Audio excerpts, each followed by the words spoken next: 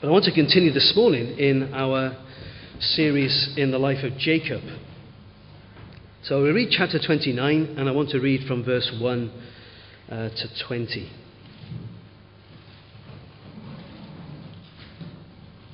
So Jacob and beautiful. She was beautiful in form and features.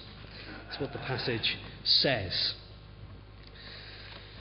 Now we've been following the story of Jacob, how he's really demolished his life there at home. He's deceived his brother twice now, and the second time he also deceived his father, and his brother is furious. Jacob has stolen from him precious things, and Esau is planning, when his father dies, to kill Jacob. And so Jacob, he becomes an asylum seeker. He has to flee. And, well, they create a story about why he should leave. He's going to Rebekah's family to find a wife, and he's sent away from the family home. And, well, he's got this incredible journey, 400 miles as the crow flies, in alien territory, maybe hostile territory, and, well, he's on this journey. In chapter 29, as we've read, he arrives. Doesn't really know where he's going, but comes to a well, and there's some shepherds there, so he begins to inquire to get his bearings and see if he can track down his uncle, Laban. And as it happens, the very people that he's talking to, they know his uncle, and so, well, God has given him success. He's come to the right place at the right time. And then, as if by some marvelous coincidence, his cousin, Rachel, is actually on her way. She's a shepherdess, so she's bringing the flock to the same watering point these other shepherds have come to. And in the providence of God, Jacob's 400-mile journey comes to an end with a good ending. He actually finds his uncle Laban, and he meets Rachel, his cousin, Laban's daughter. Well, he does. It's clear, before we go on, let's just say it's clear how relieved that Jacob is. He weeps. It doesn't really tell us why he weeps, but I think you can work it out. He's weeping because, for all those miles he's been living with uncertainty, and finally he comes and he finds what he's been seeking, and he meets Rachel. So he stays with Laban, and he's welcomed into the family. "You are my own flesh and blood," Laban says to him. "Come, be part of the household, be part of the family." And Jacob's there about a month. But as time has gone on, as that month has gone on, it becomes clear that Jacob he's discovered something. He has discovered Rachel. We know he was coming to find a wife, and Jacob, as soon as he's seen her, certainly within the next few days, he's established that it's going to be Rachel. He is astonished. He is desperately in love with this woman, Rachel. And we're told about her. She's one of two daughters, the older daughter, Leah. But the younger daughter, Rachel, we are told that Rachel was beautiful in form and features. She was drop-dead gorgeous. She was everything that their ideals of womanhood should be. She was that, with interest. She was the supermodel there. And, well, Jacob, as he meets her, and Jacob, as he becomes part of the family, I don't know what point, but it all crystallizes into his mind, she's the one. And Jacob is captivated by the beauty of Rachel. Now, I want you to hold that moment. Here is Jacob. He is seeing Rachel. They're in the same household, and his mouth is open. His jaw has dropped. There is this vision of beauty and loveliness in his life, and he is captivated by that vision. And he knows now what his life is going to be about. He knows where his future lies. All of that uncertainty as he left home, all of that uncertainty as he's travelled.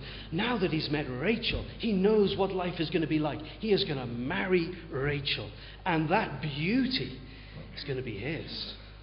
He is going to know her. She is going to be his wife. And when he gets the chance, he says to Laban, "Look, Give her to me, I'll marry her. And he says, I'll work for her 7 years, which was a phenomenally huge amount of time, worth far more than a normal bride price would have been. He's just got to have Rachel. He's captivated with her beauty. Now hold that moment. Captivated with beauty. His life being shaped by beauty.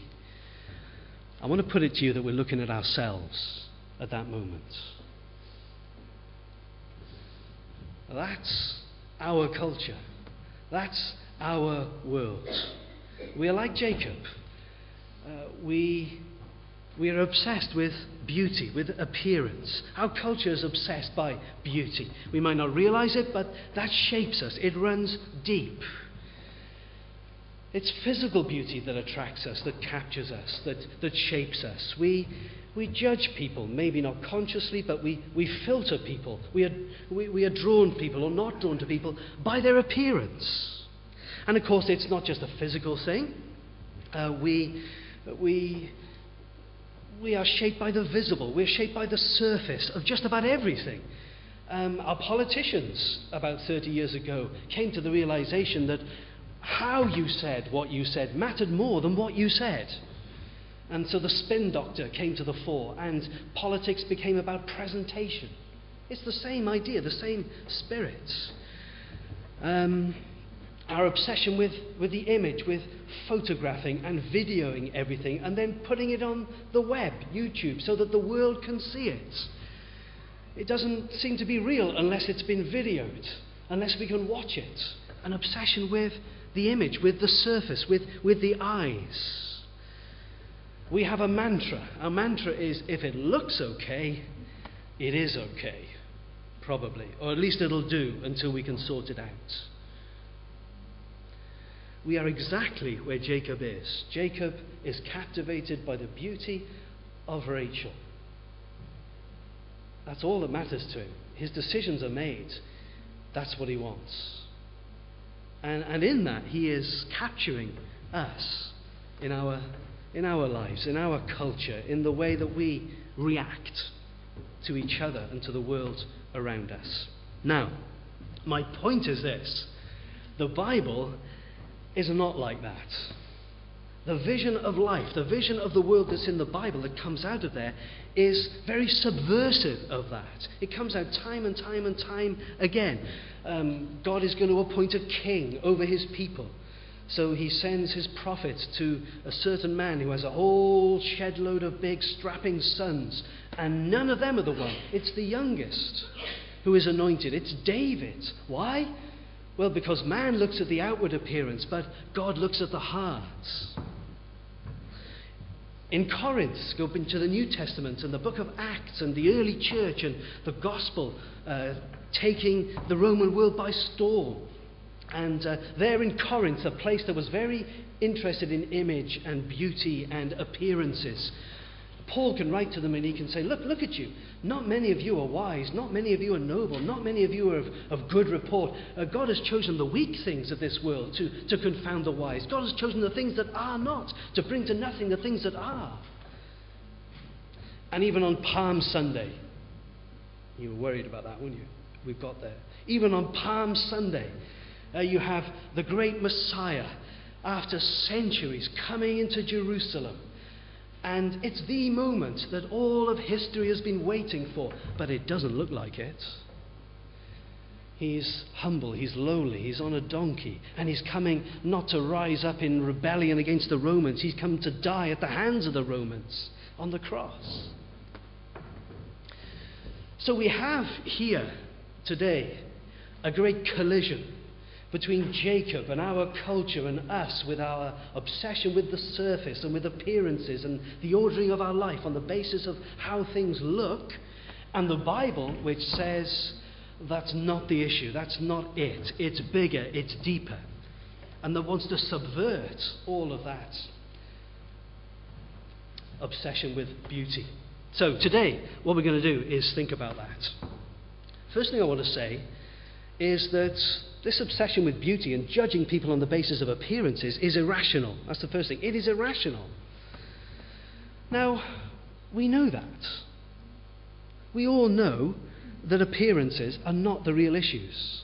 You ask anyone in the street, anyone here, you say to them, does being beautiful make you a better person? And absolutely everybody knows the answer is no. In fact, we're offended at the thought. I mean, absolutely not. It's a bad thing to say and suggest such a thing. And our culture knows it too. We've got sayings, haven't we? Beauty is only skin deep and that sort of thing. So up here, in theory, everybody knows this. But that doesn't stop it happening. Susan Boyle walks onto the stage of X Factor, and she doesn't fit the profile. She's not 22 years old, she's 30 years older than that maybe. She's not a size 8, she's a few sizes bigger than that. She doesn't look like the sort of person that gets on the stage of the X Factor to sing her song. And did you watch it? The crowd shouted her down. The crowd screamed at her, mocked her, laughed at her. She hadn't opened her mouth. She was coming onto the stage to sing her thing, and it was simply her appearances. That you check it out. I'll bet it's on YouTube somewhere. You check it out. It is a monstrous moment. It's a hideous thing. And then there's a wonderful moment which follows it when she opens her mouth and begins to sing. And you see people's jaws dropping because the appearance was one thing, but the voice was another. How does that happen, though? If we all know it's not about appearances, how does that happen when Susan Boyle walks onto the X Factor stage? Or how does Anna Ford get sacked by the BBC and is no longer reading the news? Or how does the Strictly Come Dancing judge Arlene Phillips, who's 66, get replaced by somebody who's 32 and doesn't know as much about dancing as she does? Now, all I'm trying to do here, let's pause for a minute. There's an opportunity here for a bit of self-knowledge. We like to think that we are very rational and that we know what should be done and we do what should be done. That's not true. We are not the rational beings we think we are. Sometimes our beliefs shape our behavior, but usually it's the other way around. Usually we use our beliefs to justify our behavior.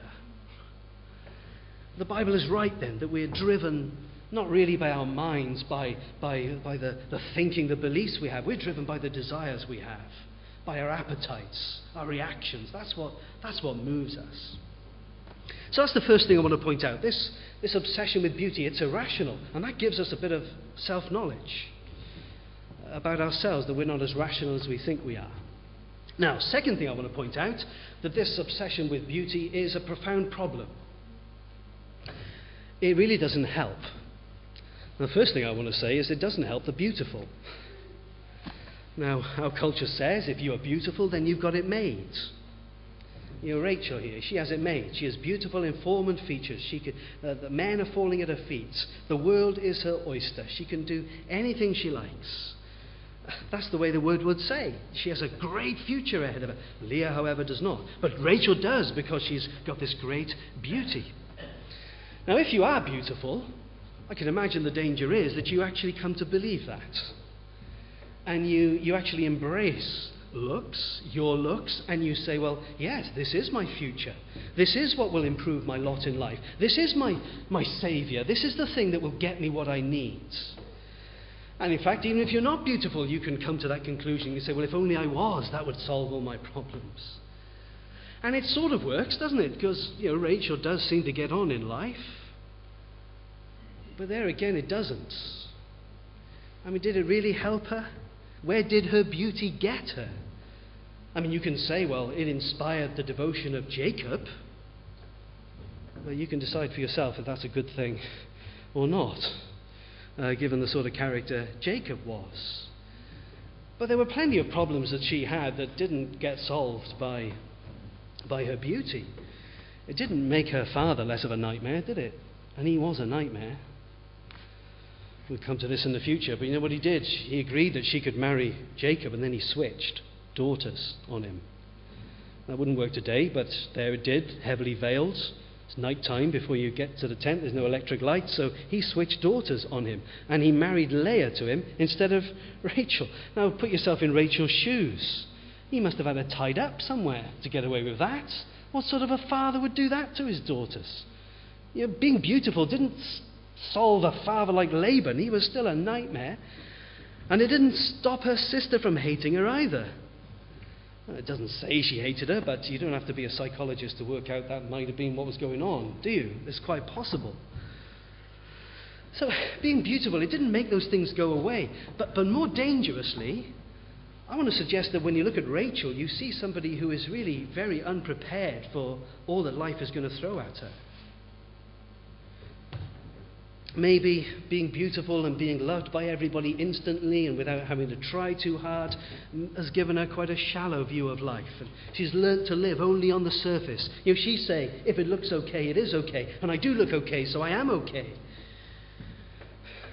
And yet, that superficiality, if I'm not being unkind to her, maybe I am, maybe I'm not, but if that was the case, then that would create a certain shallowness, and it would leave you unprepared for the reality of life.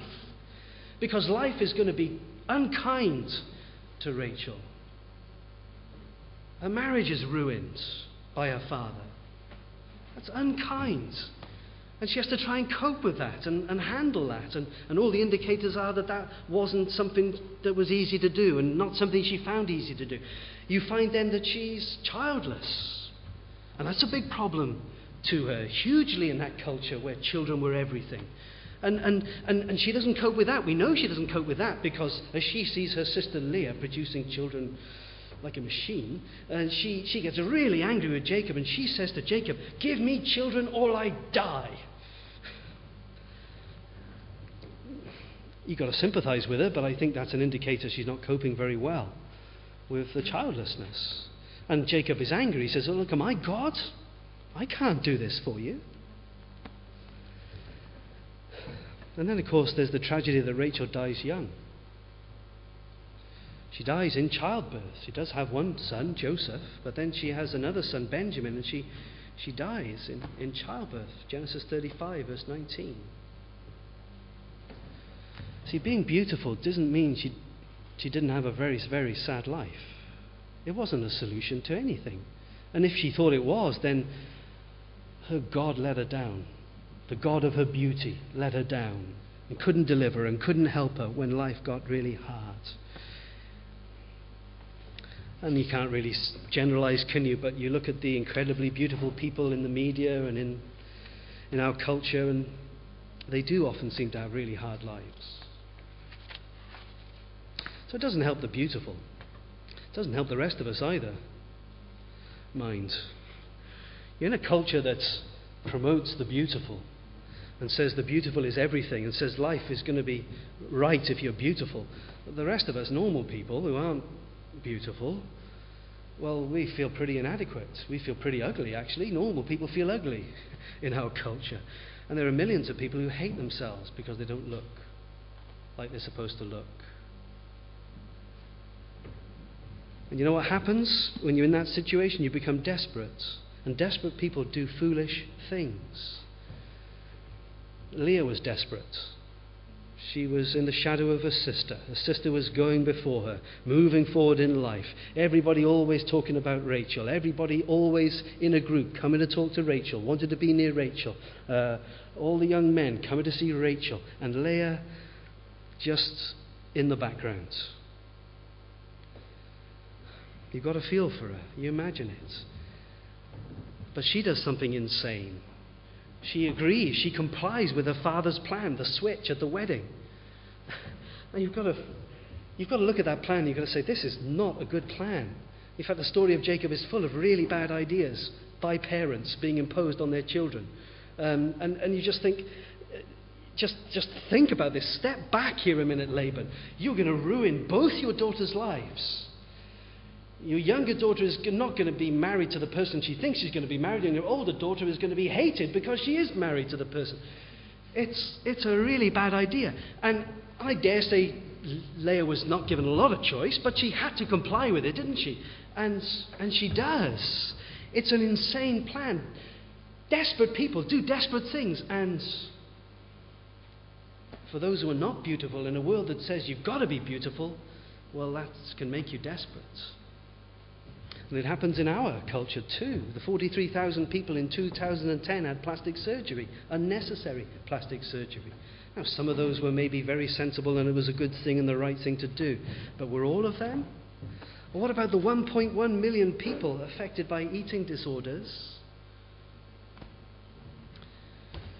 Because they're being told they're not good enough and they must conform to this certain body image. These are huge issues that really put pressure on people. And it stems from this idolization of beauty and of appearance and of the surface. That's where it comes from. It arises from it. Maybe this is one of the reasons why Islam has an appeal to young women. You'd think it could never have any appeal. You've got to cover up. But maybe that's exactly the attraction. It removes you from this pressure, from this atmosphere where you've got to be something you are not. Whereas there you can cover up and the pressure is gone. Maybe. I'm surmising, I don't know. But maybe. So it doesn't help the beautiful. It doesn't help the rest of us either. And you know, this focus on surfaces, it just doesn't make for good choices, good life choices. Let me just give you this proverb. It's a great proverb. It's Proverbs 11 verse 22. Now please don't be offended. A beautiful woman without discretion is like a gold ring in a pig's snout. I nearly edited that down so it didn't say a beautiful woman, it just said beauty without discretion. But no, I kept my nerve. It sounds very sexist, doesn't it? But it's not actually saying something about beautiful women. It's saying something about the stupidity of men who just say looks are everything. And all they can see is the gold ring. And they make decisions on the basis of the gold ring. I want to have the gold ring. Well, the gold ring is detachable. The gold ring is temporary. It's what's underneath the gold ring, what's attached to the gold ring that is the issue. And the gold might be shiny, but it's the pig you've got to reckon with. So if you're going to make your life choices on the basis of the gold ring and you're not going to worry what it's attached to, well, you work out the rest. That's not a happy situation, is it? Okay, we spent too long on that, but I was enjoying myself. It's a profound problem then. It doesn't help that... Oh, I've said it all. Third thing. There's something deeper going on. The third thing. Now, I want to say that it's not just a cultural thing. There's something deeper going on. This obsession with appearances is actually part of our fallenness. You go back to the Garden of Eden. Do you remember God put Adam and the woman in the garden and he said, look, it's loads of fruit, loads of trees, eat what you like, it's all yours, enjoy yourself. There's just this one thing, there's the one tree, don't touch it. Now that's pretty straightforward, isn't it? That's not difficult. It doesn't seem too unreasonable. It's not a problem, is it? You can eat all the rest, you can do whatever you like, just leave that one alone. And yet... that's the thing they did. They took it, they ate the one thing they weren't allowed to eat. Now why? Why did they do that? Well, in the text, in Genesis 3 verse 6, we are told that one of the key moments in them doing it was when they saw, and that's an important word, when they saw that the fruit, the forbidden fruit, was pleasing to the eye. You see, they were given a different version of reality by the serpent. He said, no, what God's told you is not true. And then they looked at it in a new way and they saw that it was pleasing to the eye. They focused on the surface. And that's why they took the fruit. And in the New Testament, John, he writes the letter to the churches and he says that's the way the world now works. In chapter 2, verse 16, he's describing what drives the world. And he says, what drives us all is the craving of our flesh and the lust of our eyes. What we see, the surface, that's a key thing in what drives us. And what he's saying is that this focus on the surface, on beauty, on appearances, is not just an incidental thing. It's become hardwired. It's become part of who we are and how we think about the world. So this is not just a cultural issue. It's fallen human nature that obsesses about appearances. So it's deeper. But there's another thing I want to say, and that is that actually we also use appearances and beauty and that sort of thing to try and escape our fallenness. See, when Adam and Eve eat the fruit, there's a profound change. They become lawbreakers for the first time, and their conscience kicks in, and they become aware of themselves in a new way, and they experience shame. And we're told in the very next verse, chapter 3, verse 7, that they experience also then another new desire, a desire to cover up. A desire to be hidden, to have something in between them and each other, but certainly something in between them and God. They need something to hide behind. And Genesis 3:7 says they sewed fig leaves together. Now what's happening there? Well, I think something very deep is happening, and it's something that we still do. You see, now they have something to hide. Before, they'd sinned, there was no shame, there was no guilt, vulnerability was not a problem, they were naked, they were unashamed. But now that they have sinned, now they have something to hide, now they don't want to be exposed, now they experience shame. How do they cope? What is their strategy? Well, it's not by doing something deep, like repenting, seeking grace and mercy. That would be the gospel way, wouldn't it? But they do something superficial. They focus on appearances. They make coverings for themselves. So to try and hide their insecurities, to try and hide their sense of shame and inadequacy, they are putting a front out. They are making a covering that will hide who they really are. There it is. We use image to compensate, to hide for our guilt or for our insecurities or for our fears. That's what goes on. Oh, that's a bit deep, isn't it? But I think it's there. And it's very penetrating in our own culture, which obsesses about these things. And you know, it's not just the Bible that you get that from. I read a review of a book. The internet is a wonderful thing. It was called Survival of the Prettiest. The subtitle was The Science of Beauty by a lady called Nancy Etkoff. So she's written this academic book trying to show that our obsession with beauty is not just cultural, it is deeper. It's not just because of the media and the images we see, it is deeper. And it's because we're trying to hide something and cover up something. She's not a Christian, she's a secular academic. And she was on the Oprah Winfrey Show. Again, I don't watch that very often, but it was on the internet. And the Oprah Winfrey Show was called Addicted to Cosmetic Surgery at 28. And there was this poor lady called Jenny who was being questioned by all these people about her cosmetic surgery. This Nancy Etkoff was there, and her comment on the website was this: when I'm listening to Jenny, this lady with the image issues, when I'm listening to Jenny, what I hear is a profound lack of self-acceptance, contentment, and even a self-loathing that fuels all this. Now that's what I just said from Genesis 3. And there is a secular psychologist saying the same thing from an academic psychological background. That it's an attempt to compensate, it's an attempt to cover, it's an attempt to hide. And it's not just, am I beautiful or what clothes I wear, but we'll do with all sorts of things.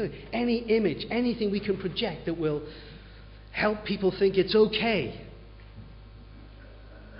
So there's something deeper going on. Now, I've got to hasten on to the most important bit, which is breaking free.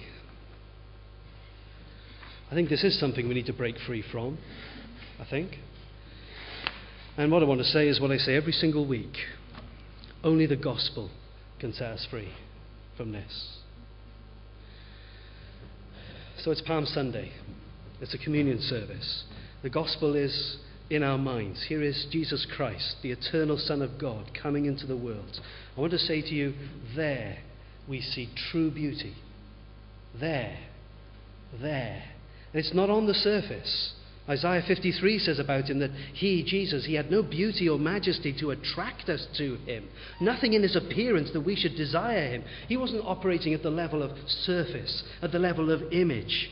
He was disregarding that. But you look at him riding into Jerusalem on that donkey. He's coming as a king. He's coming as the one of whom the prophets spoke. People are sort of recognizing this. But what sort of king is this?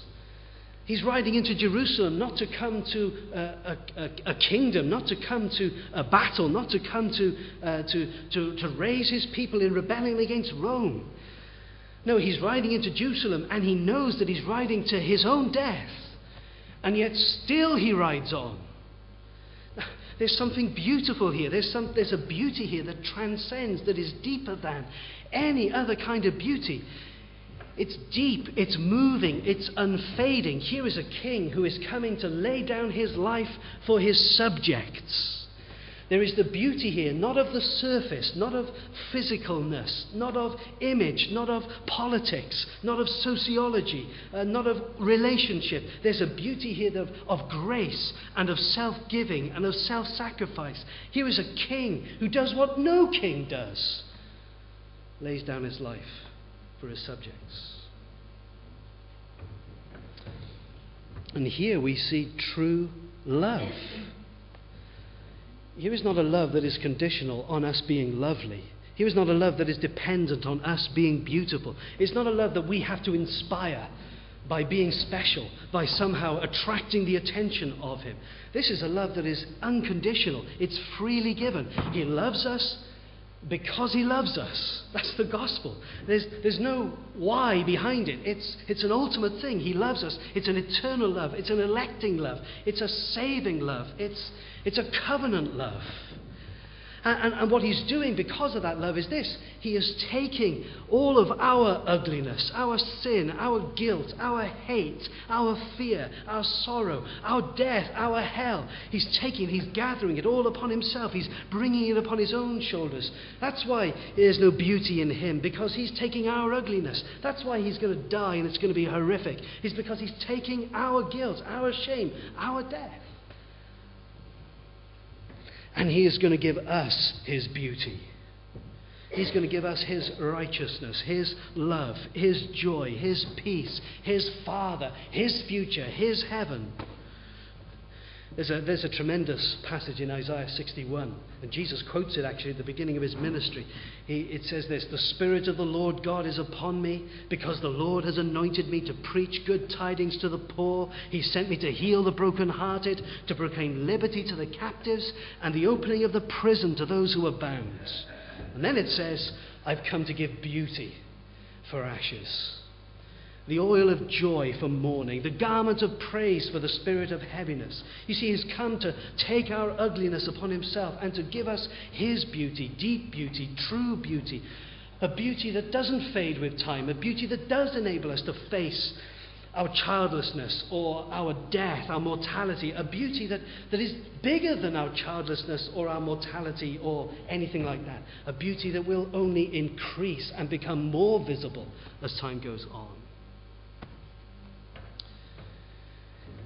So what the Bible is presenting to us time and time again is that in him we will find the beauty we seek. In him there is rest from this need to hide ourselves, to compensate for ourselves, to atone for ourselves, to look okay. And there is renewal from the inside out. The stone of flesh is taken away. We are born again. The Spirit of God indwells. His fruit then begins to influence and shape us. We have the mind of Christ. We begin to reflect and image and portray his beauty in the world around us. And we have a new agenda then. The church is supposed to have a new agenda. Peter said it as he wrote to the churches of his day. In 1 Peter chapter 3 verse 5, or 3 to 5, he says, "Your beauty should not come from outward adornment. Instead, it should be that of your inner self.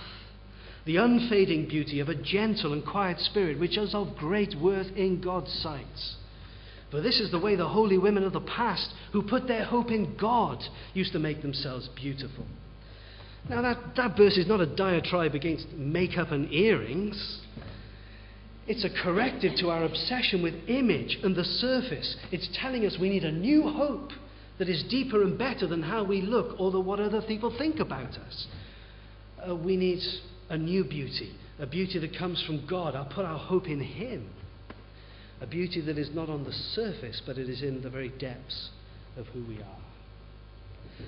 That's what the gospel gives, freely, whether you're beautiful or no. I'm going to stop before I fall over. Let's pray.